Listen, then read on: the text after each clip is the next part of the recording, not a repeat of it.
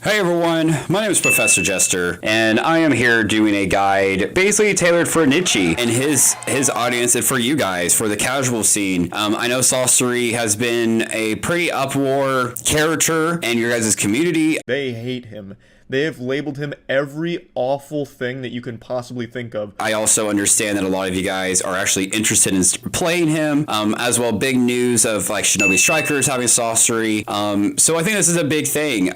Nietzsche will be primarily, I think, commentating or what he wants to do. This will be tailored mainly for you guys and his community. So thank you guys for supporting. And, you know, honestly, for the guys that have had troubles, I'm sorry, but sorcery just isn't that good. And he's a beginner's puppet through and through, and we're gonna go showcase that in this video basically. So thank you guys for watching. Sorcery doesn't have much things with him, but for casual players like you guys, he's gonna be a very fun character to kind of utilize and use. The main thing you're gonna be seeing a lot of players be using is the tilt jutsu. The tilt jutsu is the best off pressure tool that sorcery has, as well as it lets you do all kinds of setups and niche little cool tricks. You could literally just do one hit, and then you could do a grab, you could do a combo. There's a lot of things you could do with this jutsu alone that we will be showcasing in the fights upcoming. But keep in mind, guys, that this is a jutsu that's easily avoided just by knocking over the puppet, double jumping over it, or even doing a jutsu to get through it. But yeah, it is a pretty good jutsu that you guys should be definitely utilizing and learning how to master, because every sorcery player will definitely be using this, absolutely. So second, we're going to talk about his ground jutsu. A lot of guys have seen this where we will go off the map and do a ground jutsu, and there's no end lag, so we can literally do a jutsu after a jutsu after a jutsu. It's a really good utensil. You're going to be seeing this a lot. Especially helps a lot with switch tech if you're good at camera angling. I think in this game, sorcery is the best puppet character to camera angle with compared to Storm 4. I think it was Shio. So you could do a lot of things if you're pretty creative with this jutsu alone, and same with the air jutsu, which we will go on in a minute. Just be careful, don't spam it too much, because it does leave you vulnerable, and be careful with the puppet control and the puppet movement in this game, where that jutsu could lead you in bad situations. The air jutsu is pretty good too, where I think he's the only character that really has like this lag thing where he does the air jutsu and then he could do another jutsu and then another jutsu. Just be careful, like I said, spamming this. It's not the best option. It's very situational. I know a lot of you casual players absolutely hate this thing. Sorcery's Grab. Sorcerer's Grab was definitely buffed in this game and gives him a advantage on many things. But what you guys don't know is you guys can easily just get out of it just by moving around. Constantly moving is a problem with puppets, especially sorcery, who can't really catch you. But his grab is annoying. I can see it where you could do a lot of restands with it. It has amazing range. It's pretty fast. And in lag, I could see it being really annoying. But, I mean, you could do a tilt jutsu afterwards. You could do a grab, and then you could do a normal ground or air jutsu, as you see us do. Or you could do a restand like this, where you can do that, and then a tilt jutsu to kind of mix up your opponent. But the grab is kind of hard to hit. But for you guys, I understand being frustrating. Just move around, and you'd be just fine, basically, essentially. Next, we're going to talk about something that we haven't even discussed about you guys, and a lot of you guys don't know, is a spark dash. Basically, you can do this with every character in the game, where you do a input like a mash, and then you do a dash right after to cancel that. That's called a spark dash. When you're doing it right, the yellow aura right there will come out. Basically, spark dashes are faster, they hit harder, and they're just overall better.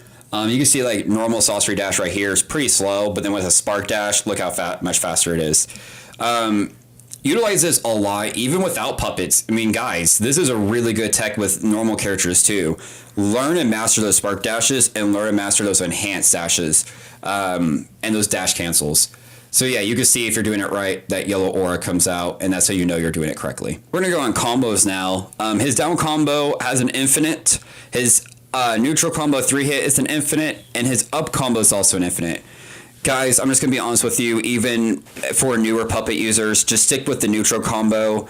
The neutral combo is his best combo, and you're going to see here why in a second, why the full extend neutral combo is his best, because look how much range that gives you. That lets you have a better stage control and let you have better neutral where you want your puppet to be at. His air combo is pretty good. You're going to be seeing it a lot. It does good damage. It's like a little loop. Sadly, the only way to get out of it, like if you want to put him on ground, we will see later, is the guard pill. His AC1 in the air compared to the other puppets is pretty lackluster, but guys, if you're learning puppets, get use of this. You guys need to get used of the tech.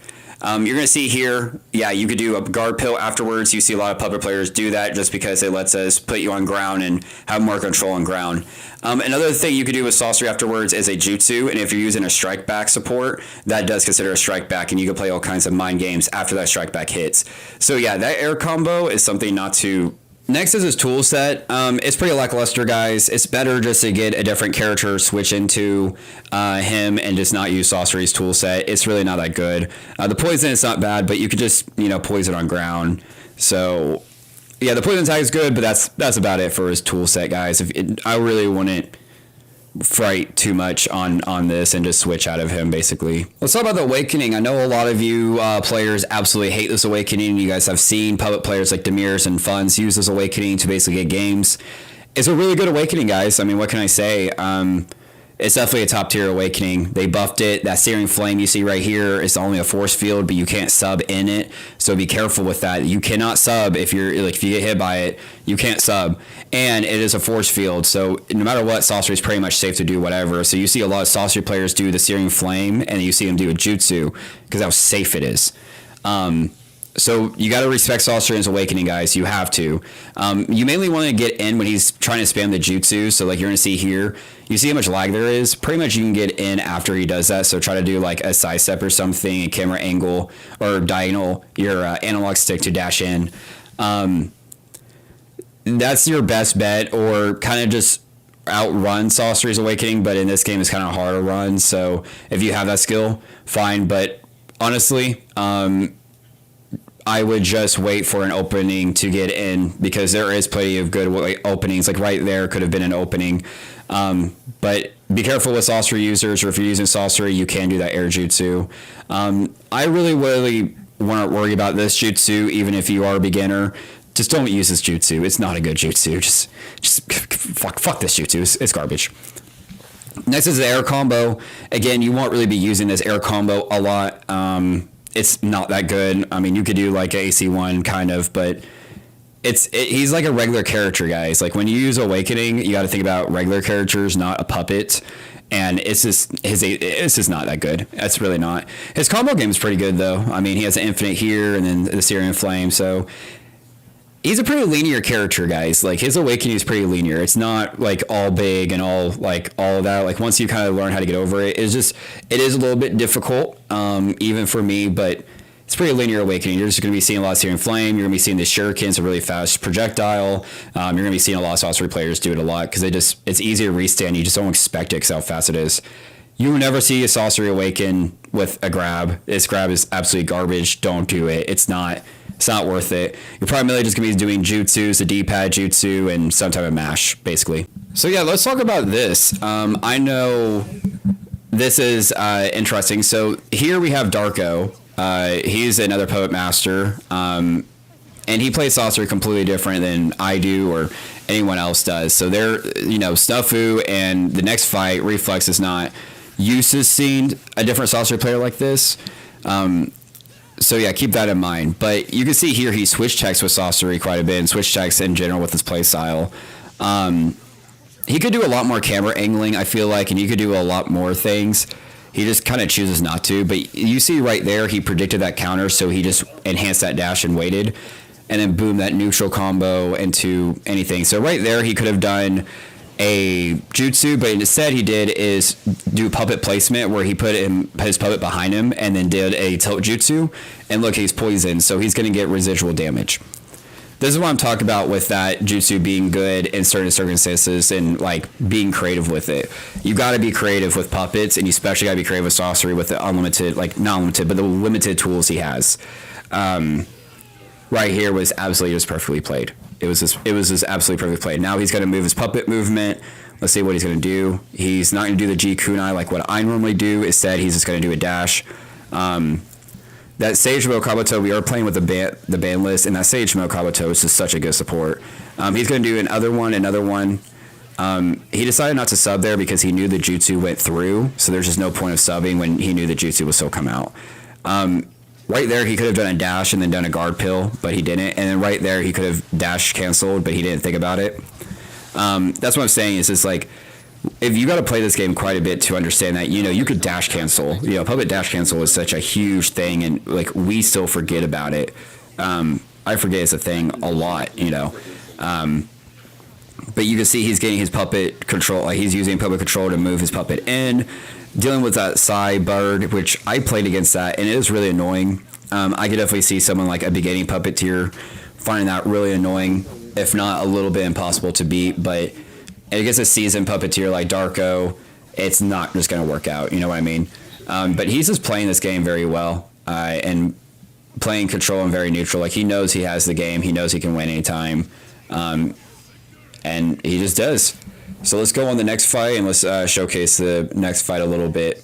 So he fights against Reflex, which Reflex is the ninja of the month for the casual community. So congratulations, Reflex. He's a really good player. He has a lot of potential. He just needs to learn a little bit more because he's realizing that not only is there a difference between Sorcery and the other puppets, and I think everyone else in the community, especially like Nietzsche and them, after I started playing them a little bit more, they definitely realize Sorcery, Shio, and Konkros are all different and completely different levels. You can see here Darko doing some interesting weird tech with Sorcery, which Sorcery is the only puppet who can do that, I believe. I know Shio can't, and I don't know. I don't think TS Conqueror can do it either. Maybe PTS, but I definitely know Sorcery can. So another tech that is really cool to learn is that that counter ultimate thing he's doing. Like I need to learn that tech. I just found that tech the other day. He just told us about it. That's what I'm saying. There's just so much still to learn that we just haven't yet. And these games and these tournaments and these playing different teams too allows us to actually see that, and that's what Darko's doing fantastically. Reflex is also doing a great job. He's trying to add in pressure. He's using characters that have a hard time pressuring, but he does get in. But this is basically it, Sorcery in a nutshell. I hope you guys do enjoy Sorcery and seeing Sorcery. I hope you guys do join more of Nietzsche's tournaments to see more fights like this, and who knows, you guys might see the ending of this fight. Thank you for watching. This is Jester, and I'm out.